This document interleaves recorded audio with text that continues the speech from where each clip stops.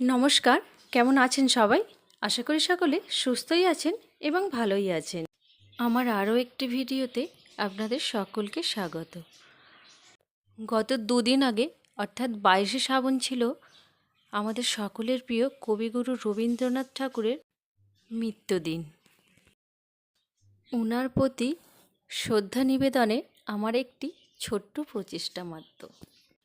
আপনাদের যদি ভালো লাগে অবশ্যই আমাকে একটা কমেন্ট করবেন। চলুন তাহলে এবার শুরু করি। কবিগুরু রবীন্দ্রনাথ ঠাকুরের লেখা পুতুল ভাঙা।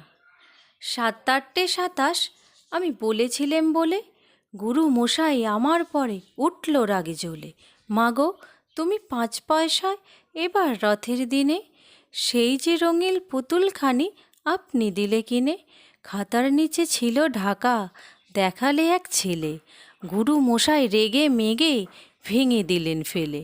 বললেন তোর দিনরাত্রির কেবল যত খেলা, একটুও তোর মন বসে না পড়াশোনার বেলা। মাগো আমি জানাই কাকে ওর কি গুরু আছে, আমি যদি নালিশ করি এক্ষুনি তার কাছে। কোনো রকম খেলার পুতুল নেই কি মা ওর ঘরে, সত্যি কি ওর একটুও মন নেই পুতুলের পরে। সকাল সাজে তাদের নিয়ে করতে গিয়ে খেলা, কোনো পড়ায় করেন নাকি কোনো রকম হেলা। ওর যদি সেই পুতুল নিয়ে ভাঙেন কেহর আগে, বল দেখি মা ওর মনে তা কেমন তর লাগে। নমস্কার।